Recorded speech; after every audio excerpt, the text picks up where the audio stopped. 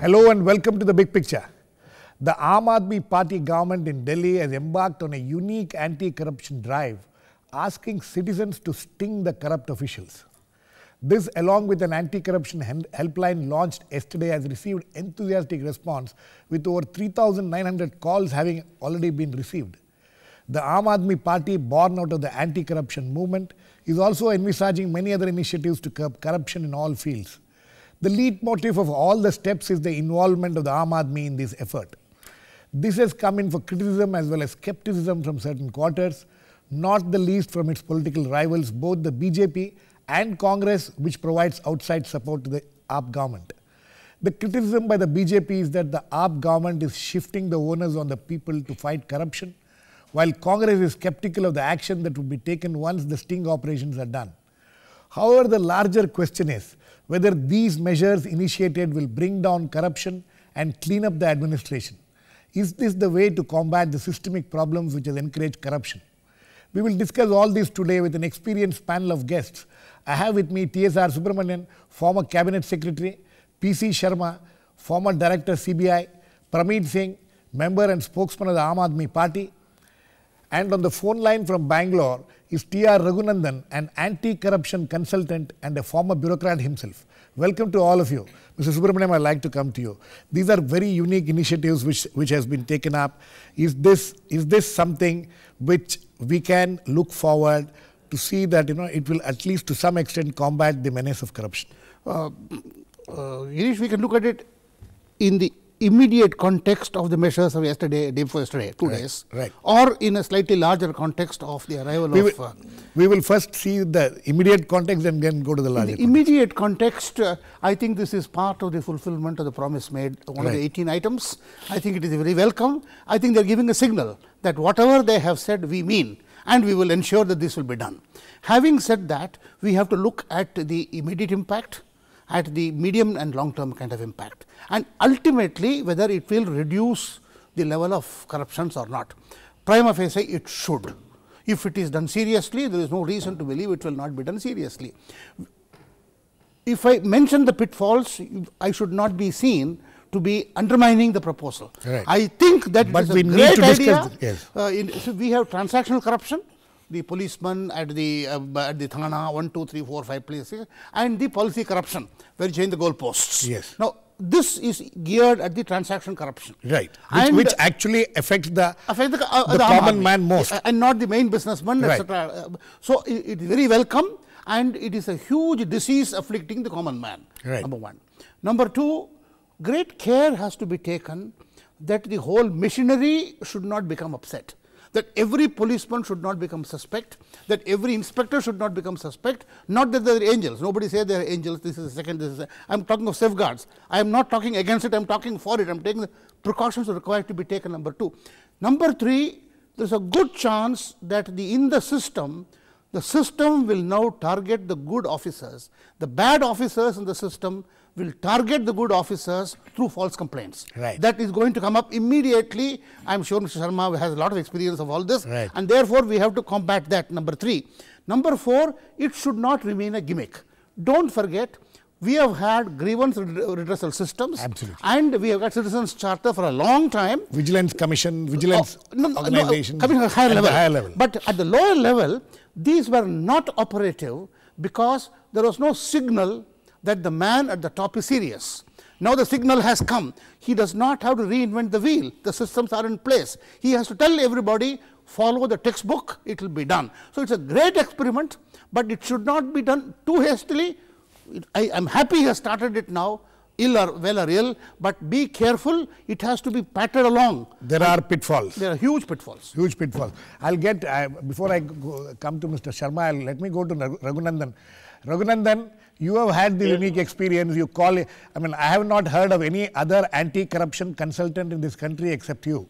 And one second thing is, you started this unique experiment called iPaidAPrime.com, and it has had some wonderful response and things like that. But when you look at this experiment which is now being conducted in Delhi with Aadmi Party, you think they are on the right track?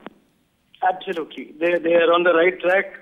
You see, if you look at how corruption has been combated across the world, I think the first thing that we must remember is that corruption has indeed been successfully tackled across the world. There are any number of examples that show that this is a problem that can be tackled and has been tackled.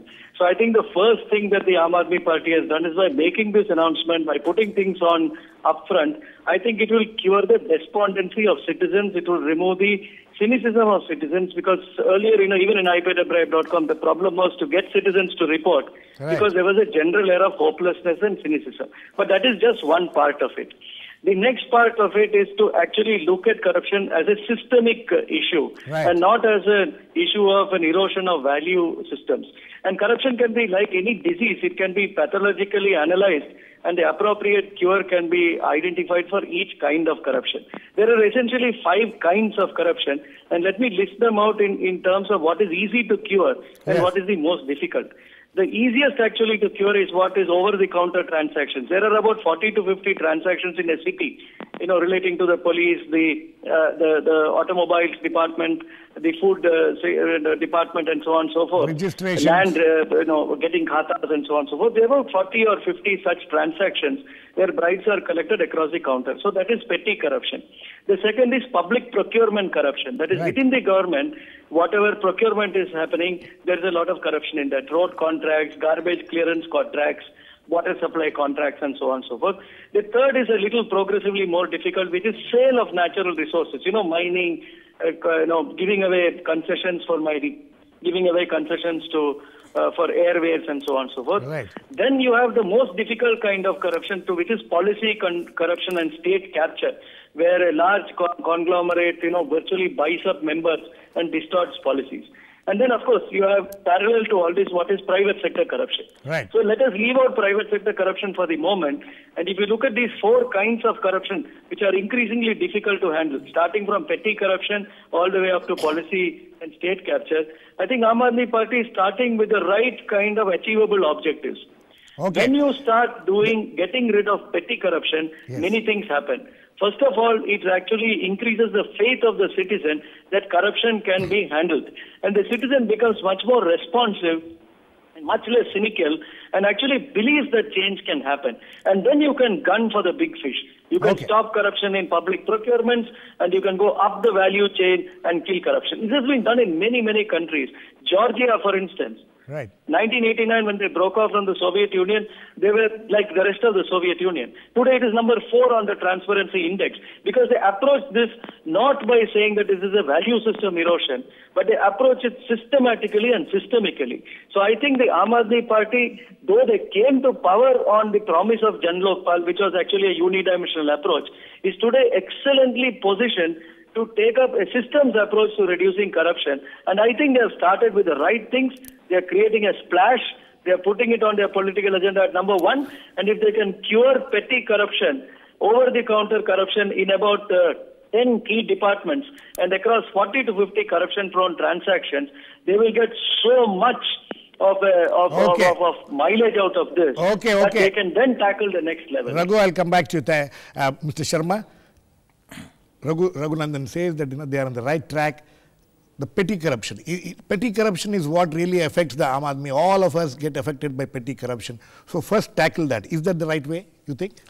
Well, this is a very welcome initiative taken by the By the way, one second, sir. Before you proceed, we have now joined in by Anjali Bharadwaj, National Secretary of the National People's Right to Information Campaign.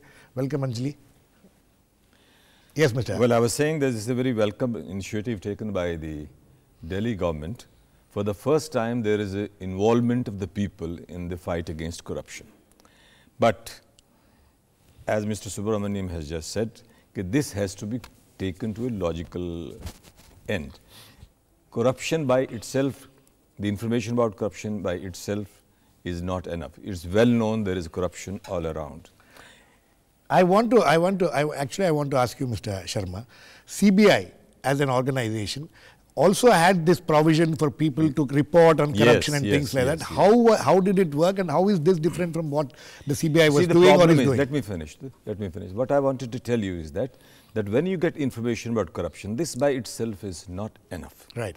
We believe the police officers by training, and particularly in the CBI, that there is, they believe in a theory of crime and punishment. Right. The corruption should be exposed, and cases of crime, offences with evidence have to be identified, on the basis of which you launch prosecution. By itself, the helpline will produce so much of information. Already 3,900 calls in 24 hours. And mind you, I am quite confident all of this is not workable. It's not workable. Will not be workable. Will not be workable.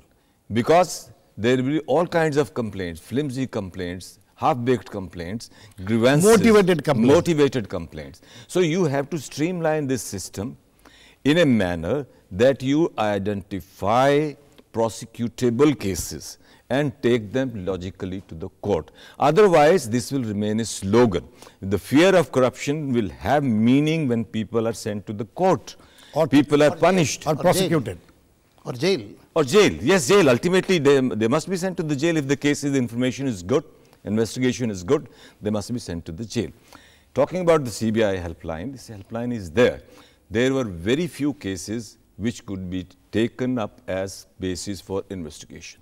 The cases which came on the, yes, were reported on the helpline. There were very few cases because anonymity, pardon my saying so, leads to irresponsibility. Right.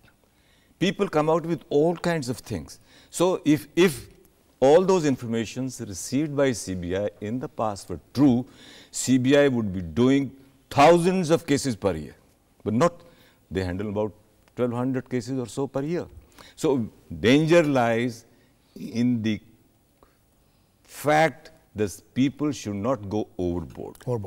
Now, let me get the Aam Aadmi Party representative here. Praveen Singh, you heard some of the most experienced people in bureaucracy talking about this, and as Mr. Subramanian pointed out, we are not trying to, nobody is trying to undermine the effort which has been made by your government. But the fact is, are you people aware of the serious pitfalls which all the previous speakers mentioned about? Yeah, I would agree with everything that has been said so far.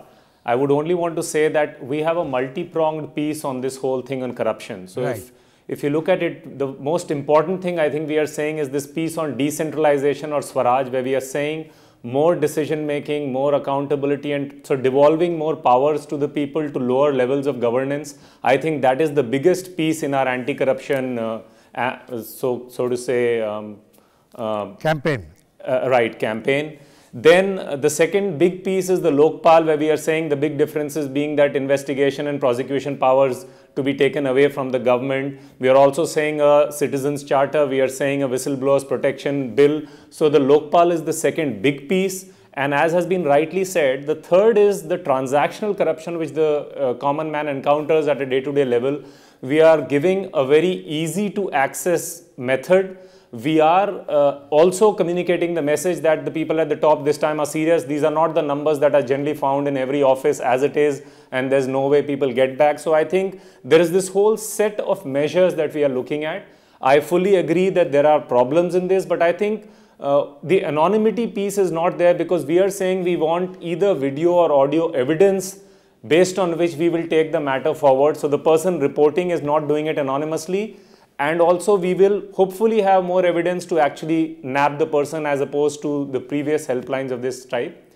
The only other piece I'll add to this is, I think the genesis of a lot of corruption actually lies in the election funding of political parties. And I think there also we've made a different start which enables us to embark on this, apart from the fact that we were always for this kind of a thing. I think that is the larger picture. Praveen, the danger of being overwhelmed by numbers, simply by numbers, as Mr. Sharma is very skeptical that these kind of things, just the numbers can be overwhelming, and you may not be able to act as fast or as efficiently as people would expect you to. You have raised huge expectations among the people. I'm sure you are aware of that. Right, but if we are overwhelmed with numbers, with audio or video evidence, I think it is good for us to know that that is the level of corruption and we need to do therefore something. We maybe need to increase manpower. We can't shy away from the issue just because the actual administrative issue will become difficult. I think it would be good for the country to know that that is the scale at which it is, and we will need to deploy manpower, think creatively again and do things about it. So I would still want to go with this. Because this is not just someone calling and saying X is corrupt. Yes. It is actually about producing some evidence, video or audio evidence, which we will take forward. Okay. So I would think we should still go ahead with it. Okay. Anjali, I mean, you all started together at some point of time, Arvind Kejriwal, your organization, all started the anti-corruption, right to information and all that. You think this is the kind of step which you people would also accept, encourage, and you think that this is something which is in the right direction?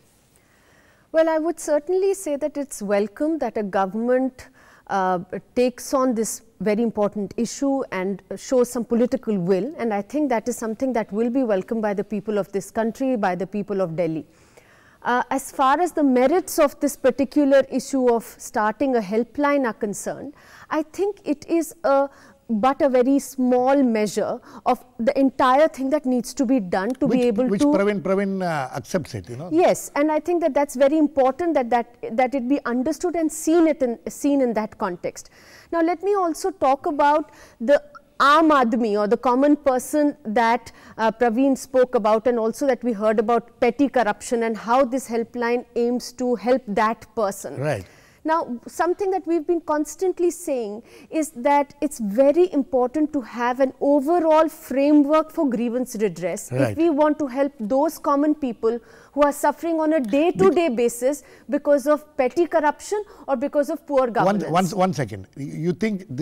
Don't you think that this is part of the grievance redressal process? No, a helpline would certainly be useful, Girish, but my point is that if we are going to place the burden on some widow somewhere who doesn't get her pension and she doesn't have anywhere to go and complain, if we put the burden on her to say that now you have a helpline, produce a sting operation and then come and give us evidence, that's a little unrealistic and putting too much burden on the common person to actually deliver. And the other thing is that these are not the sort of mechanisms that the common person needs to be able to redress their day-to-day grievances, which might be because of petty corruption or because of poor governance. What is required and what is really needed at a decentralized level is that there should be complaint mechanisms where anybody who's not getting their rightful entitlement, their rights, they can just call, they can complain, and action is immediately taken according to a protocol on what their complaint is. Within a certain time frame, in a time-bound manner, there should be an escalation of the complaint if it doesn't get redressed immediately, and there should be proper and, if required, independent mechanisms to look into those cases of corruption. What we are seeing right now is that, yes, there is a failure of regulatory and monetary and vigilance mechanisms in our state, in our country. What is required is not just to set up parallel mechanisms, but to in fact go into a diagnostics of what is not working well in those systems. I'll give you an example. Yes, quickly. Very recently there were media reports that the Rogi Kalyan Samitis, for example, that was set up have been dismantled by the Delhi government now, and instead volunteers are being asked to come in and monitor. Now, people's monitoring cannot replace institutional monitoring. No, I think you have made very important point. I'll come to you, Mr. Sharma, but before that, I want Praveen to. Praveen, would you like to react? Anjali has raised some very crucial issues. Are you people aware of it? Are you trying to create a parallel system, and parallel systems? How do the parallel system blend with the existing system? Yeah, on that question, we are not really shifting the burden on the common man, and that example of the widow which Anjali's brought out is relevant, but the hope would be that 20-30 people are undergoing that problem and somebody would not be a widow there and somebody probably would have the wherewithal to bring up some evidence. We are not saying that this is the only mechanism. Like I said, there will be decentralization at a large scale. So a lot of these things eventually will go down to the Mohalla Samitis, to the Gram Sabha, to be able to monitor some of these issues there itself. That is one piece. The Lokpal is another grievance redressal mechanism. So I would agree that the Rogi Kalyan Samitis thing has to be thought through, and the mechanism that we put in place Clearly, hospitals need expertise. So some of those things are work in process, and I think comments from all friends would be welcome in that sense. Yes, Mr. Sharma. Well, Madam Bharadwaj made a very significant point that there has to be political will. Unless there is a political will, no measures can succeed. And for the first time, we're not seeing any lack of political will as far as this government is concerned. For the first time, political will is there, and it is there in great measure. Second thing which I want to bring to your notice is this, that apart from this measure which has been introduced by Delhi administration, which is very good, and as I said, which involves the people, they also have to think about activating the existing system. In each department, there is a vigilance department, vigilance cell. Why not encourage those vigilance cells to unearth corruption, give reports to the authorities about corruption, take action on them, make inquiries on them. If this system, the way it has begun, if this gets overdue importance, rest of the systems fail. No, I think you have made a point, Mr. Subramanian. This is the question. How do you blend the existing system with this new system? Can it be blended at all? Girish, and what kind of differences which will crop up? I can see Praveen Singh's problem. Yes. We are trying to look at a very large problem. Yes. Trying to condense into 2 or 3 issues and trying to get perspective here. Yes. Let me make 3-4 points. All points have been made. Let me quickly. Firstly, among the major problems confronting India, poverty, illiteracy, bad health, corruption is the one which can be tackled with highly measurable results in very quick time. And therefore, the target of the Aadmi party to going there is a very correct one, number one. Number two, we already have seen 3,000 cases. Even if the numbers reduce, the numbers will be overwhelming. Yes. And the devil will be in the detail of processing of these cases. Yes. So you need now the courts. Ultimately, if you have a charge and a sting and there is no conviction, the whole credibility will go down. You're setting yourself up for a huge... No, it will be counterproductive. Exactly. It is important, therefore, each case must be, as I said, sifted, and the A plus cases should be taken forward, and within 1 month, 2 months, there should be conviction, not just prosecution. Some examples will have to be made. Number two, third point made, make the man in charge of each department, the school principal, the head of the laboratory, 1, 2, 3, ultimately, whatever you may do, he is the best position to know where the corruption is, so make him responsible. So accountability needs to be fixed to the top man. And last point is, don't confuse between grievance redressal and charter. Charter says, this is what I promise you.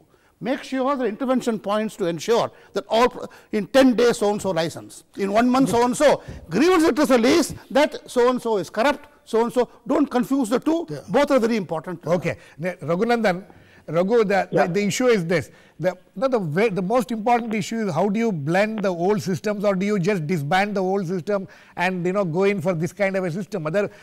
How do you bring about this kind of a that the two systems blend and work in unison?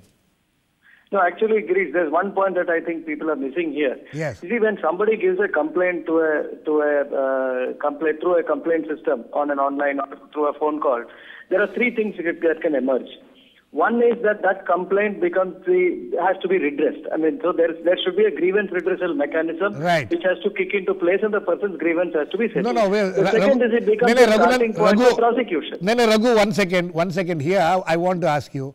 The grievance redressal mechanisms, there are already grievance redressal mechanisms in every government department.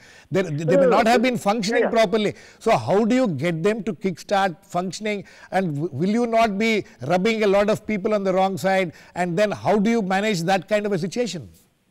No. That is to be taken. Delhi has got a Right to Services Act. It has already got an existing grievance redressal system. The point is that earlier people were not complaining. Now large numbers of people are complaining. So the existing grievance redressal system will have to be cranked up to deliver. So that is one part. The second thing is this complaint also leads to prosecutions. If and when there is enough evidence, then it leads to prosecution. But there is a third aspect here. both grievance redressal and prosecution doesn't result in prevention of future crimes. And for that, I think it is very important, and this is my advice to the Aam Aadmi Party, that when they get large numbers of complaints relating to a particular system, then trends begin to emerge, and it shows where exactly the corruption proneness exists. For example, let me tell you, in Bangalore City, in iPayAbribe.com, when we analyzed individual reports, when we got 500 reports on registration corruption, we discovered that about 200 out of those 500 reports always mentioned the presence of a lawyer or a builder's agent. Immediately we began to realize that there's a public-private partnership in corruption, and the bribe is not being collected by the registration office, but by a middleman or a tout, and the whole thing is institutionalized. Absolutely. That leads to process reform. So my point is, grievance redressal is a one-time thing for that particular individual. Prosecution is a one-time thing against that particular individual against whom the complaint is given. But when you have 500 or 1,000 reports which comes out through a grievance redressal, through a reporting system, you can do trend analysis, you identify where the process is wrong, and that helps you, gives you huge value in how to change the process so that future incidences of such corruption does not occur. So that is very important. That is why I still value anonymous complaints. I don't agree that anonymous complaints are valueless. In we were 22,000 anonymous reports, and they are hugely valuable in terms of where the process is going Exactly. wrong. In terms of analyzing the problem, even anonymous complaints can be very valuable. Praveen Singh, very quickly, the Jan Lokpal is the central point of your campaign, of your movement. Now, can we expect that to come about in a short time now? Second thing, how are you going to ensure that this helplines and these anti-corruption measures which you are taking is blended with the Jan Lokpal or whatever you would like to call it when it comes about? Well, the Jan Lokpal will certainly be out within January. And it's a valid point. We will also see how we can. It's not that we are doing away with the existing systems. I think maybe as we learn a bit on this, when it gets operational, we figure out things, we will integrate the existing system, or maybe, so that is also part of, how things will move forward. Okay. And quickly, all three of you, Anjali, first you think that, this is a process which needs to be encouraged, despite all the pitfalls which all of you have been talking about, and where do you think, in a year's time, you think this is something which can get strengthened further? No, certainly this is a process that needs to be taken forward. And in fact, because the Aam Aadmi Party has, like you mentioned, been has arisen from the whole anti-corruption movement, I think that there is a lot to pick on from the lessons that we have learnt along the way. And it's extremely important that a proper framework be put in place, a legislative framework and an appropriate framework. Because what we need is not one corruption helpline which is then inundated with complaints of 1.2 we are running out of time. Million people. Yes, Subramanian. Very Girish, I think the breath of fresh air that has come to the system is continuing. It is extremely good. We have now moved from pure symbolism, beacon lights, etc., to actual action. But don't forget, these are only first, second steps out of 100,000. Many things more to be done. We are now on process. We need to go to education. We need to go to public health. We need to go to hardcore areas which have to come. But this is extremely welcome step. Mr. Sharma, it should not end up as just a gimmick. As I said earlier, it's a very welcome decision. But this movement must be handled with the degree of maturity. It should not only end up as a sensationalist measure. It's a very good thing. For the first time, people are being involved. And I will say one thing more, that maybe after 6 months, this must be reviewed whether it is delivering or not. And I think on that note, we need to end. There are, as all my panelists with huge experience in governance and bureaucracy, and also somebody like Anjali, who has been working in the grassroots, cautioning the Aam Aadmi Party to understand and step forward cautiously. I'm sure they're also aware of it. So anyway, we'll wait and watch how this new initiative will take shape in the coming days. Thanks to all my guests, Mr. T.S.R. Subramanian, Mr. P.C. Sharma, Anjali Bharadwaj, T.R. Raghunandan from Bangalore, and Praveen Singh. Please keep watching. We'll come back with another issue on Big Picture same time tomorrow.